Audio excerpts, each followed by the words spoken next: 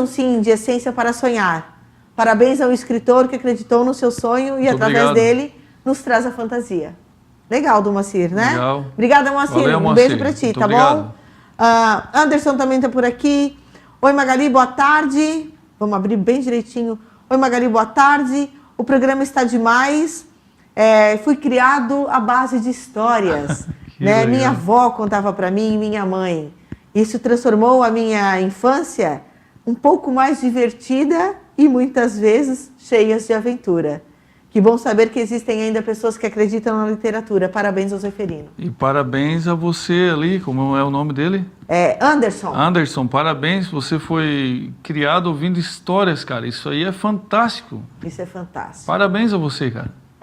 E parabéns à mãe do Anderson, que foi a pessoa, que foi a contadora de história. Nossa. Então, para você que está em casa assistindo a gente agora, tá curtindo tudo isso? Vai lá, posta no Facebook, tem reprise amanhã às 7 horas da manhã, nós estamos online, depois essa entrevista vai estar no YouTube. Mas, acima de tudo, cutuca a vizinha. Vamos criar contadores de histórias dentro de casa. Exato. Você que tem filho, que tem neto, busca um livro, conta uma história da sua infância. Sim. Faz parte. Isso ajuda a enriquecer, né, essa liberdade de pensamentos e de imaginação. Porque ter imaginação é importante, né, Zeferino? Sim. É fundamental, né? É fundamental. Sem imaginação, eu diria assim, ó, que o mundo seria um local assim como se não tivesse cor, sem cor. Então, imagina um mundo preto e branco. Não tem graça. Né? Tanto que o cinema deixou de ser preto e branco e virou colorido. Exato. Né? Era preto e branco por uma necessidade. Por uma necessidade de falta de conhecimento, né? Eles não terem na época ainda as cores, né? Hoje, claro, por uma foto artística, um cinema ou uma cena artística se faz um preto e branco. Mas no sentido das cores é essa vida, né? Na história de vidas e cores tem os heróis. Vou puxar para os heróis de novo, sabe por quê? 7 livros da lei, o poder supremo. Dá pra gente pegar aqui, Robson? Eu quero mostrar um pouquinho desse cartaz. A capa em primeira mão, essa aí. Capa em primeira mão, o livro está na gráfica. E quando eu olhei para esse trabalho, que é a capa desse livro, né, a trilogia do Mago da Luz, o volume 1, eu falei assim, ó, mais heróis. Me remete muito aos desenhos animados que eu estou acostumada a ver e que vocês, que têm meninos, vão concordar comigo. É Bakugan, Blade, e por aí afora, Ninja Go. E sempre tem esses heróis iluminados, com asas, né? Fala um pouquinho da história. Uma trilogia, é uma responsa assumir uma trilogia, não é? É que quando surgiu... Tu sabe que terão que ser 3, não tem arrego. Quando surgiu a ideia, então, era tão grande, sabe? Tão extenso. Tipo assim, eu fiz um manuscrito de mais de 1000 folhas, assim, sabe? Escrevo muito à mão. Gosto. Eu estou em um local, pego o bloco assim, adoro notas. Escrever à mão. Já escrevi muito em guardanapo de restaurante, lanchonete, por não ter papel na hora ali, então... No acaso acontecem grandes ideias? Sim. Aí para não perder, né? Então, tu tem que passar para o papel. Eu gosto de fazer isso. Eu uso um gravador também, mas tu não te sente à vontade num local público, tu pegar ou o celular ou o gravador e tu começar a contar a história. Então, fica uma coisa, para mim, mais prática, eu vou lá e escrevo, no silêncio, né? Vai amadurecendo, vai trazendo novas ideias. Isso. E daí tem a trilogia. Isso, daí a trilogia... Como eu te falei, mais de 1000 páginas manuscritas. Eu pensei, se eu for lançar um livro que tem umas 1000 páginas, ninguém vai ler, assim, a princípio. Então...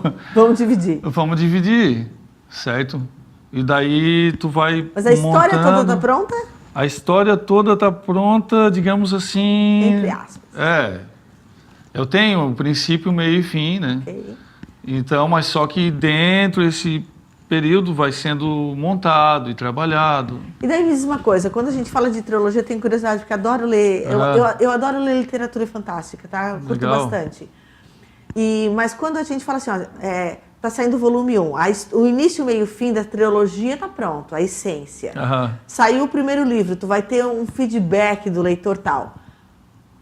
isso é importante para poder moldar um pouco o que vem pelo segundo? Ou tu te abstém desse tipo de informação porque tu já tem um foco da história? Eu procuro manter o foco, assim, Tá. da história, porque eu me mantenho fiel à ideia, ao princípio que ela vem. Porque eu não posso escrever pensando em agradar um público. Eu faço uma literatura que não é comercial. Ela é comercial, digamos assim, porque é um público bom, que gosta da literatura. É um trabalho que meus leitores dizem que eles gostam muito. Então, é um trabalho bom, né? Mas eu não me atenho assim a querer agradar, porque senão vai ficar um trabalho sem, digamos, a qualidade que deve ter, sabe? Entendi. Não é fácil, né? Para quem lê um livro, acha que a coisa flui mais tranquilo. Tem muita responsabilidade no contexto de escrever e trazer para as nossas mãos aquela história que vai fazer tu sonhar, deixar a imaginação ir um pouquinho mais longe. Rapidinho, sou obrigada para mais um intervalo, mas eu volto com o JC Severino, porque hoje o assunto é esse: cultura, literatura, escritores fantásticos. E daí? Já se entregou a um bom livro? Ih, tu não sabe o que tu tá perdendo. Através dele a gente, viaja. Eu já volto.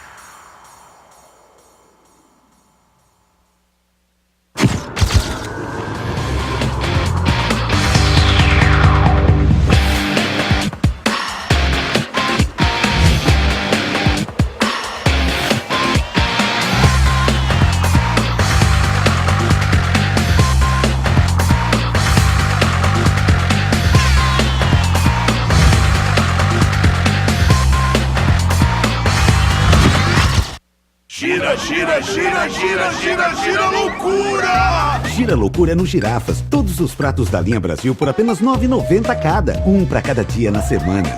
Ofertas arrasadoras todos os dias. Vencedora do edital Petrobras Desenvolvimento e Cidadania em 2010, a Abadeus teve a parceria renovada por mais 2 anos. O investimento da Petrobras tornou a instituição referência na capacitação de mão de obra para o setor do vestuário, formando 333 pessoas até 2012. E tem o compromisso de formar mais 352 participantes nos próximos 2 anos do projeto Desenvolvendo Talentos para a Inclusão Social. Venha capacitar-se na Abadeus. Os cursos são gratuitos. Informações no 3462-2080. Vem pra festa da Tainha no Rincão, de 12 a 14 de julho. Gastronomia, shows culturais, esportes, lazer e tradição. Conheça a nossa rainha, a Tainha. Tem grelhada, assada, fresquinha. É a festa da Tainha, de 12 a 14 de julho, na Beira-Mar Norte. Vem que a tradição é na Praia do Rincão.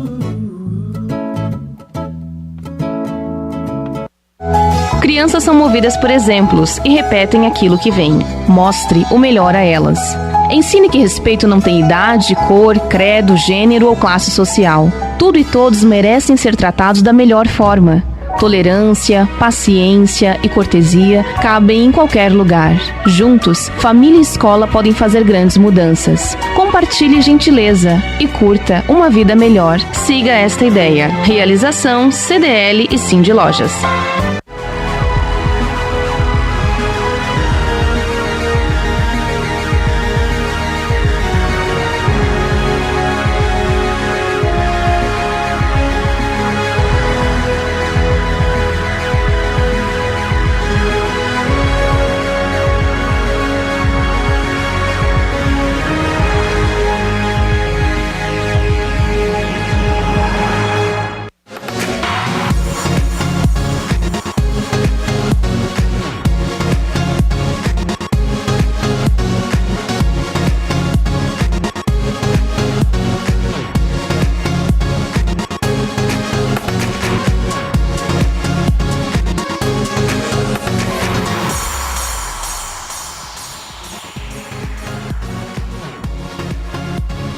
Estamos de volta com o programa Magali Amboni, seja muito bem-vindo. O programa tá ótimo, o meu entrevistado, o J.C. Ceferino, que é um escritor fantástico, e aí a gente fala sobre literatura fantástica, tá dando um show pra gente quando o assunto é cultura.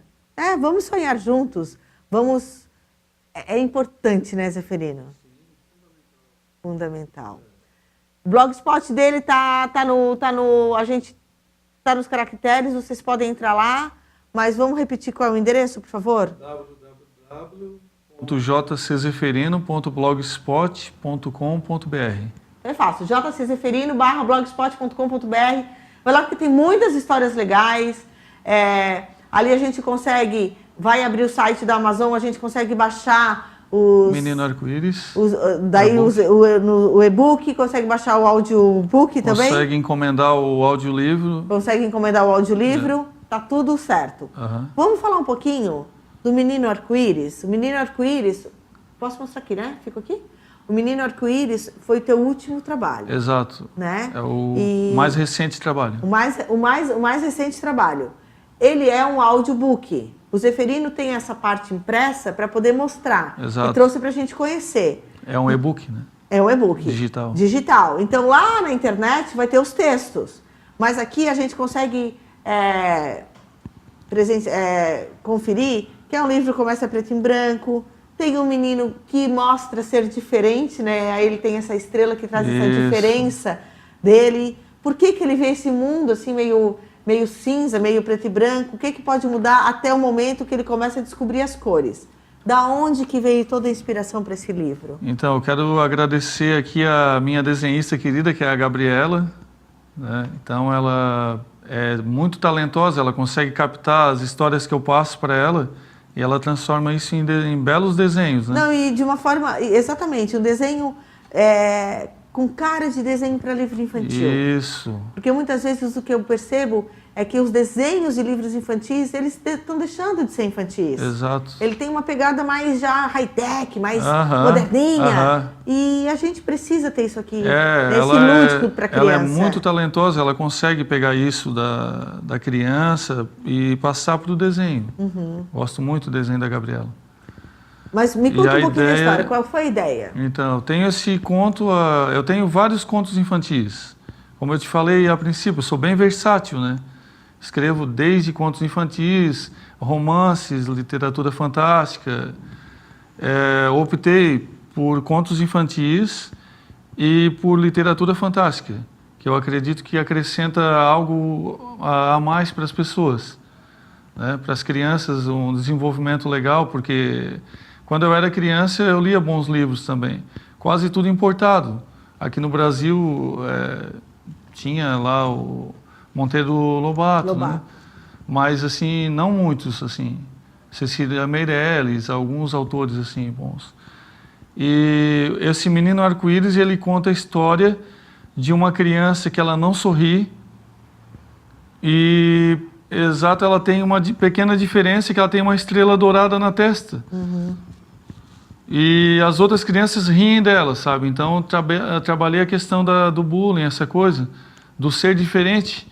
E o ser diferente não significa que é pior ou melhor do que os outros. É simplesmente porque é diferente.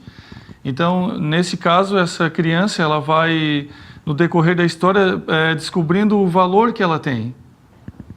E aí as crianças, os pais que vão ler para as crianças, vão verem, através da história, que a diferença é necessária e ela é boa, não é negativa. Sempre tem que ter uma lição, eu não sei se essa é a palavra certa, uma lição de moral, tu acha, quando a gente fala de uma história, uma lição positiva? Acredito que as boas histórias sempre passam isso. As boas histórias, elas te passam coisas positivas, que te elevam, que fazem com que o ser humano se torne aquilo que ele deveria ser desde o princípio, que é bom, né? Como dizia o psicólogo Carl Rogers, ele acreditava que a natureza humana é boa, diferente de um outro psicólogo famoso, não preciso citar, mas eu acredito também